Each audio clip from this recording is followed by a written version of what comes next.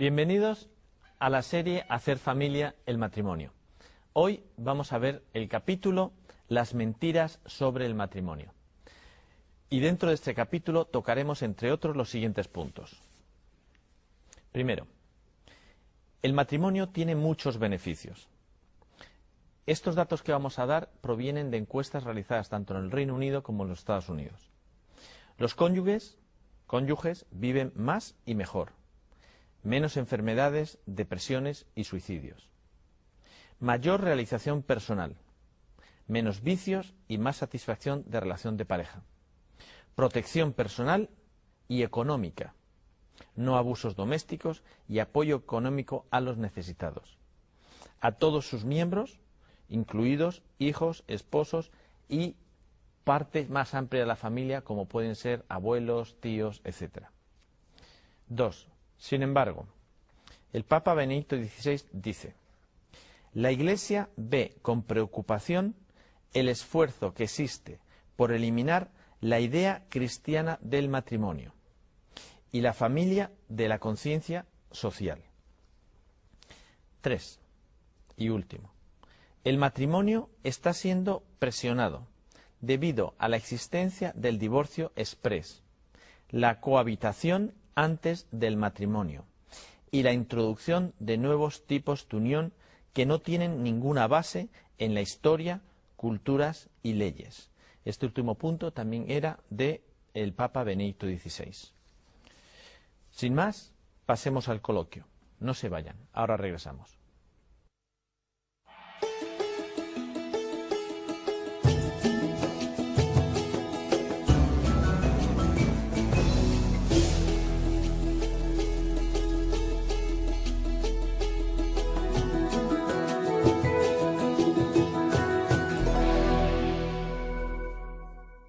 Bienvenidos nuevamente. Vamos a pasar a presentarles a nuestros invitados para comentar el tema de hoy, que es las mentiras sobre el matrimonio. Primeramente, Carmen Corominas, madre de 3 hijos, licenciada en Magisterio por la Universidad de Badajoz, directora del Instituto Europeo de Estudios de la Educación, profesora y asesora, y además autora de un libro que se llama Embarazo y primer año de la vida. Bienvenida. Gracias. Juan José González, casado y padre de 2 hijos, licenciado en Derecho y máster en Comercio Internacional, colaborador con el Instituto Europeo de Estudios de la Educación en Madrid, España. Bienvenido. Muchas gracias, José María. La primera pregunta va para ti, José T.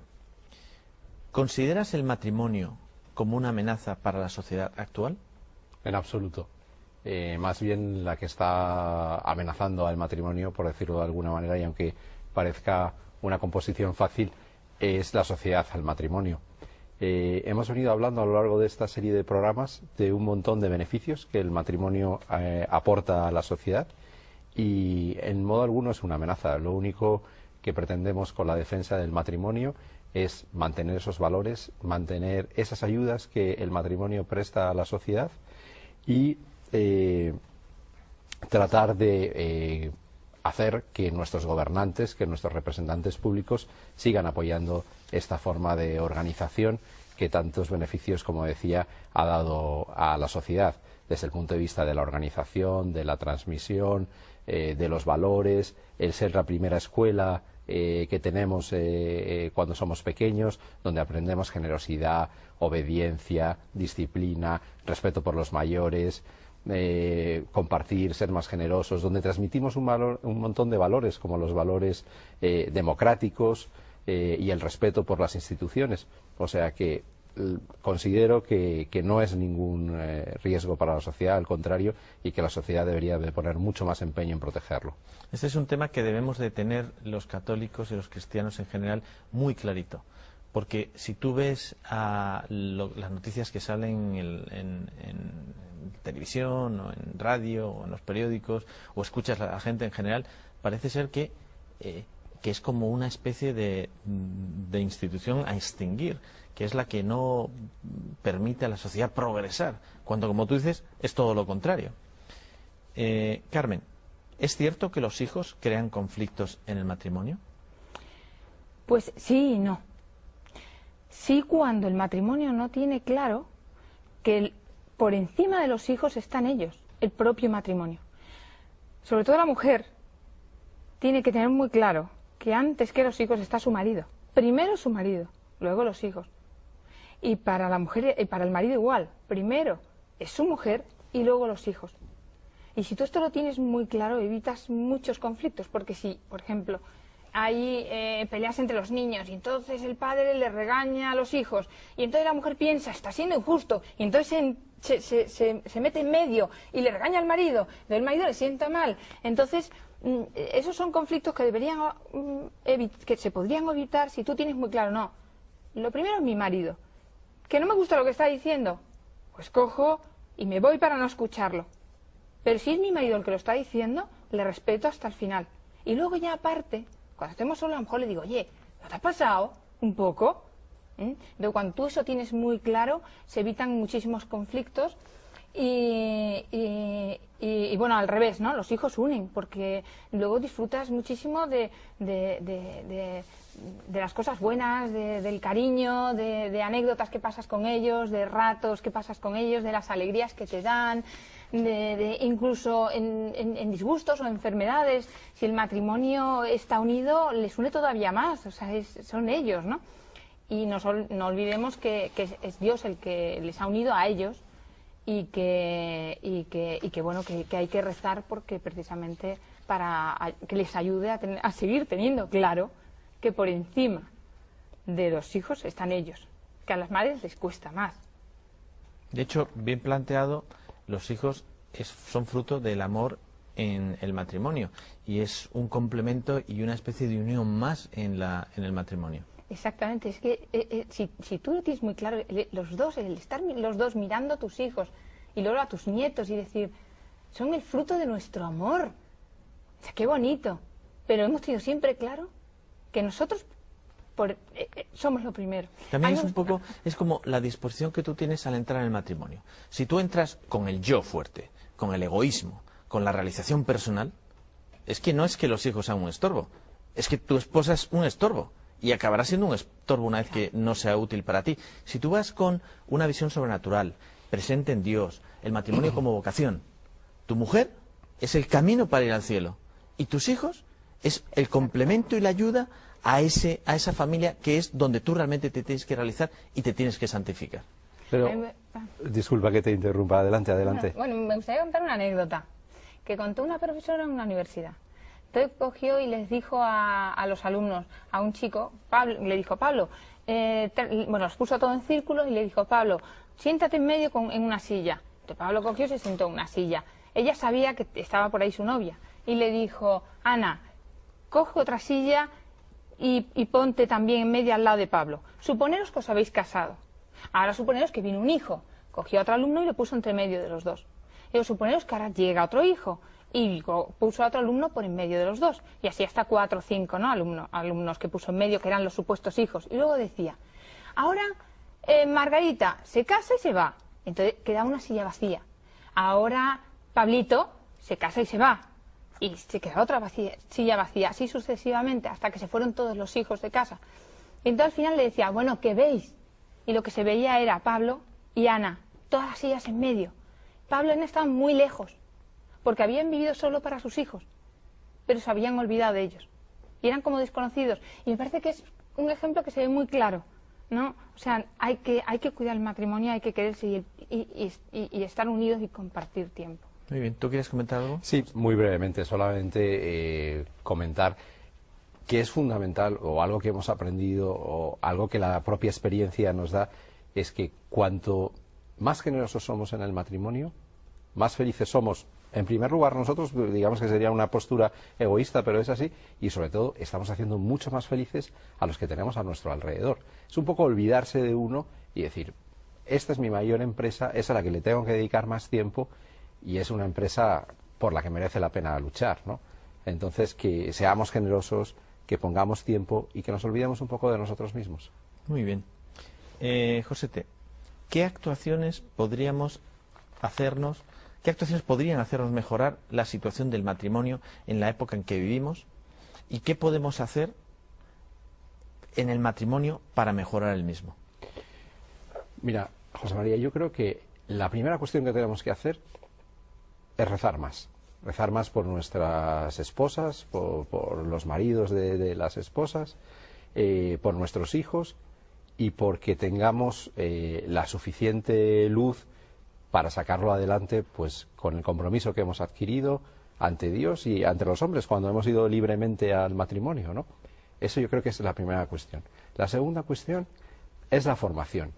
Necesitamos estar preparados para defender el matrimonio en los tiempos que estamos viviendo, saber dar argumentos a la gente que está a nuestro alrededor de por qué estamos luchando por esta institución, por qué queremos sacarla adelante, por qué no nos queremos dejar pisotear por los gobiernos, por las autoridades, por las leyes injustas que se están pronunciando, por el ambiente.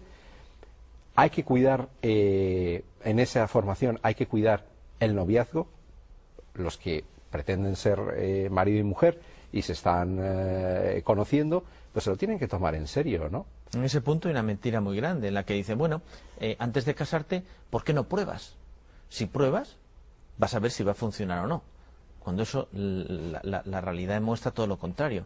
Cuando tú te dedicas a probar, las posibilidades de éxito en un matrimonio a largo son muchísimo menores. Yo te diría dos cosas que he visto con amigos míos que no han tomado el ejemplo de seguir el matrimonio como nosotros lo consideramos, que han estado viviendo juntos, que de repente deciden dar el paso de casarse civilmente y llevaban 6 años viviendo juntos y a los 3 meses de casarse civilmente se han separado porque les da miedo el compromiso, porque en el fondo sigue existiendo ese egoísmo, ¿no? En esa formación que te decía y dentro del noviazgo, creo que es muy importante que las personas que nos escuchen y estén en esa situación hagan un serio compromiso de no engañarse y decir, esa es la persona con la que yo quiero compartir el resto de mi vida, esa persona que quiero que sea el padre o la madre de mis hijos. Y te diría una pregunta más allá, ¿me gustaría que mis hijos se casaran con esa persona que yo estoy eligiendo? Creo que eso es muy importante, que no nos podemos engañar con la típica frase, ya le cambiaré, porque he visto un determinado defecto, y después la experiencia nos dice que eso es imposible.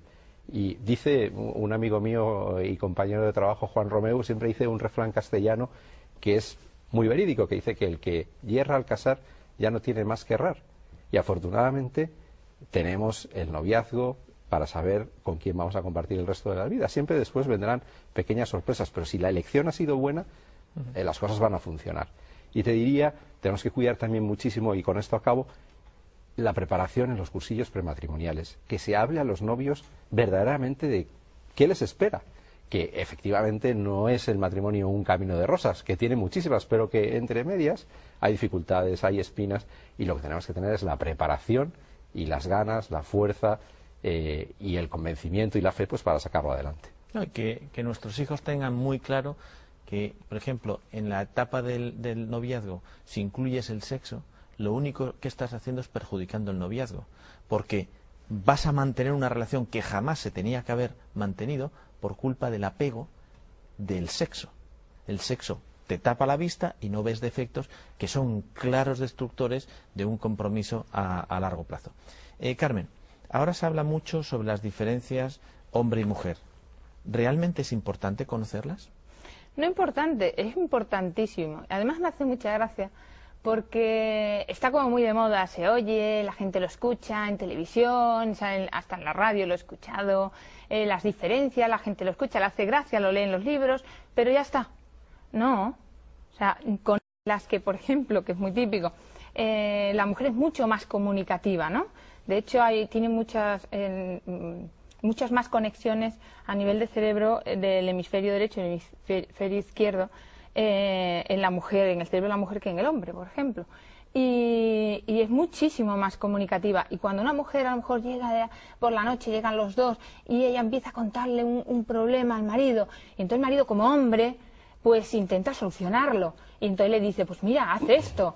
Y encima a la mujer le sienta mal, porque ella ya tiene la solución. Ella no quiere una solución, que además no le sirve de nada, la solución que le está dando el marido, a lo mejor, sino que ella quiere que la escuchen. Ella quiere que la escuchen, ya está. Entonces, si tú lo sabes, si el marido lo sabe, pues la escucha.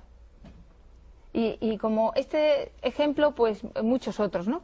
Entonces, pues sí, nos sirve para ayudarnos en el matrimonio a aceptar que somos diferentes y que no podemos pretender que el marido se comporte como si fuera una mujer, ni que la mujer se comporte como si fuera un hombre. Qué porque somos diferentes. qué contradictoria es la sociedad.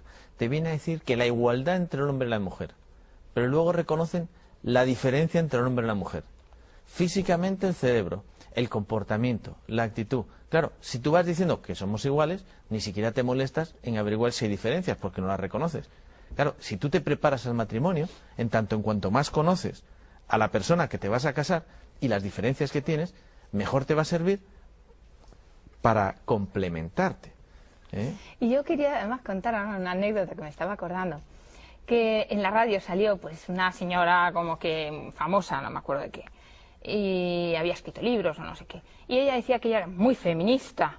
Ella no creía en eso de los hombres y las mujeres son iguales, son diferentes porque la sociedad les hace diferentes, y que ella estaba tan convencida que cuando se casó a su hijo de 3 años le regaló una preciosa muñeca. Y de pronto estaba su marido y ella sentados en el cuarto de estar viendo la televisión, y de pronto aparece el niño de 3 años con la muñeca disparando como si fuera una escopeta. Dice, entonces me di cuenta de que realmente somos diferentes, y eso fue lo que me hizo cambiar. Me he encontrado otra anécdota que aparece el niño con la cabeza de la muñeca. Claro. Cortada ahí. Somos diferentes, y Dios nos hizo diferentes. Sería por algo. Dios nos hizo diferentes y tenemos que aceptar esa diferencia. Es algo que nos enriquece, es algo bueno, porque además Dios lo quiso así. Muy bien. Josete, ¿a quién defiende y protege el matrimonio realmente? A los más indefensos. Eso es muy sencillo. A aquellos a los que a veces la sociedad ni siquiera defiende, ¿no? En primer lugar, a los hijos, que son el bien más indefenso y digamos, el bien jurídico a proteger, a sacar adelante, a darle todos los cuidados. Cuando nace un bebé, es que eso es lo más indefenso que hay en el mundo, ¿no? Hay que hacerle todo, darle de comer, cambiarle los pañales y demás.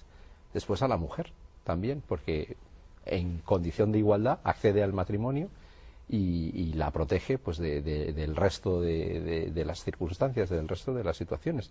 Y en definitiva, protegiendo a la mujer, protegiendo al hombre, protegiendo a los niños como los más indefensos, estás protegiendo a la sociedad al completo. O sea, yo no veo que el matrimonio ataque a nadie, o sea, muy al contrario. Es un escudo, ¿no? Y como tal, pues en algunas ocasiones, como obstaculiza otras labores de destrucción, es por lo que se le ataca, y recibe pues todos los mandobles que le están sacudiendo. Pero en definitiva el matrimonio es un escudo, ¿no? No, si vas a la historia, también te das cuenta que antes del cristianismo, todas las culturas consideraban a la mujer, inclusive a los hijos, como propiedades, como seres a los cuales podías traficar con ellos, como commodities. Seres inferiores. De repente aparece el cristianismo, pone en orden las cosas, se sigue el evangelio, no se ordena todo de golpe y siempre hay ataques de los costados, pero te encuentras una época en la cual se protege y acaba con el resultado del siglo XX, con una igualdad política, económica, jurídica, etcétera, etcétera. Ahora volvemos nuevamente a apartar los valores cristianos, a apartar los guías de la Iglesia Católica, a apartar el concepto único que existe del matrimonio, de la familia, y nos encontramos nuevamente con un crecimiento de situaciones que atacan a los más débiles, a la mujer, a los hijos, a los abuelos, a los enfermos, en el cual, bueno, pues un aumento de violencia doméstica, un aumento de divorcios, que al final es un ataque propiamente a la persona, un crecimiento de abortos, que es una agresión sobre todo a la mujer. Ya no solo estás matando a un niño indefenso, sino que es un ataque a la mujer. Aparecen tontos útiles, con perdón, como son los homosexuales, que se dejan sin querer utilizar para conseguir bienes políticos que una vez que los consigan serán destruidos. De ahí se ven todos los regímenes totalitarios que han existido, al final han sido los más crueles con las situaciones homosexuales. Sin embargo, la Iglesia Católica, que ha sido la más caritativa con esas situaciones, no con el pecado, sino con la persona, no se le reconoce eso.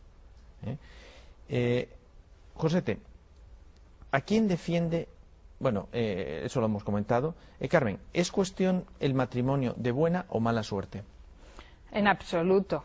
O sea, primero, antes de casarte, o sea, antes de tener novio o novia, primero reza muchísimo para que Dios te ayude a encontrar un buen marido o una buena mujer. Eso es lo primero, rezar muchísimo. Y luego una buena lección. O sea, no utilizar solamente el corazón. Hay que enseñarle a los hijos a que no solamente es el corazón y la cabeza. Y no justo cuando se van a casar, no justo cuando son adolescentes, sino hay que formar a los hijos desde antes, hablarles de lo importante que es saber elegir luego para tener un buen marido, una buena mujer, para que los hijos lo vayan ya quedándoseles grabado en la cabeza y lo hagan con naturalidad luego a la hora de elegir, ¿no? Y tercero, cuidando el matrimonio, trabajando el matrimonio para quererse cada vez más y rezar. Muy bien. Yo siempre a mis hijos les comento que desde que tenía yo 16 años rezaba todos los días a la Virgen María para que se encargara de buscarme a la mujer adecuada. Cosa que es un poco con 16 años, todos los días. Y al final, pues la verdad es que he encontrado a la mujer más adecuada en mi vida, madre de mis 5 hijos. Muy bien, Josete, ¿es cierto que el matrimonio sin posibilidad de divorcio produce abuso y violencia doméstica? Absolutamente mentira.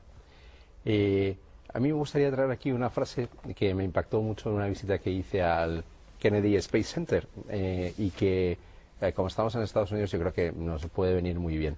En todas las misiones que hubo de Apolo a la Luna, hay una, el Apolo 13, que toma como lema el failure is not an option.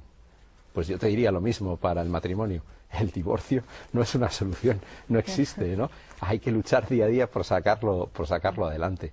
Y lo demás es un engaño, ¿no? O sea, no lleva a ninguna parte. Te diría también que manejamos un montón de estadísticas, un montón de estudios que te dicen que entre los matrimonios católicos, los matrimonios cristianos, el índice de violencia doméstica es rayando el 0. ¿Por qué? Lo hemos comentado antes, es que el matrimonio, la familia, es una escuela donde enseñas una cosa muy importante, que es el respeto. Si hay respeto, no hay violencia. Si hay perdón, como enseñas en la familia y en la familia cristiana, no debería haber rencor que llegara a esas situaciones. Si hay generosidad, que también se aprende dentro de la familia y del matrimonio, pues el egoísmo no te llevaría a llevarte a los niños, a atacar a tu mujer, a insultarla o viceversa. En definitiva, te diría que puede haber alguna situación aislada, pero que son mínimas y que están absolutamente fuera del contexto, y que gracias a Dios el matrimonio como sacramento tiene una serie de gracias, bien contraído, bien llevado y bien formado, que te van a hacer evitar esas situaciones, ¿no? Que son más pues de las uniones libres, de los matrimonios en los que no hay compromisos, o de aquellas situaciones asimiladas al matrimonio que se quieren vender como tal, ¿no? Sí, hablando de estadísticas, voy a soltar un par de números, ya que soy ingeniero y sin números no puedo vivir. En matrimonios, en primeros matrimonios, la tasa de divorcio ronda el 50%. Según yo leo unas estadísticas en los Estados Unidos, las tasas de divorcio entre católicos de nombre, que han sido bautizados y que se les preguntan, dice que son católicos, practiquen o no practiquen, la tasa de divorcio es unas décimas por encima de la media nacional.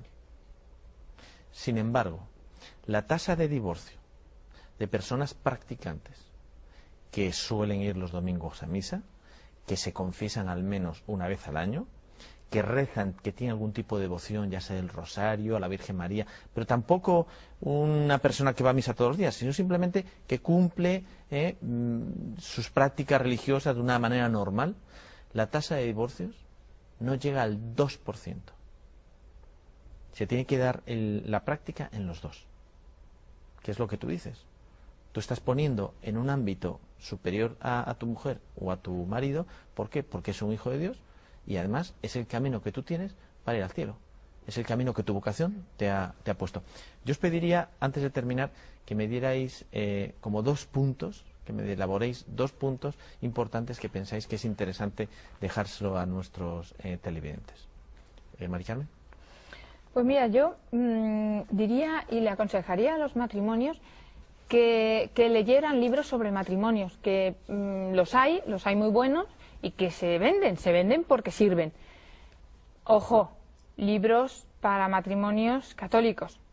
No te vayan a decir, oye, si te llevas mal, sepárate, divórciate. O sea, buenos libros que hablen sobre el matrimonio, que te ayuden a querer cada vez más a tu marido, cada vez más a tu mujer, y ese sería el consejo que yo daría como último. José, ¿algún comentario final? Sí, yo diría a las personas que nos escuchan, en primer lugar, que al matrimonio vamos libremente, que se cuiden mucho, que se preparen muy bien, que sean capaces de elegir a la persona concreta, y a los que están ya casados, que luchen día a día por su matrimonio, que no se dejen engañar por el ambiente que hay en la sociedad y que peleen por él, que es algo tan importante que merece mucho la pena.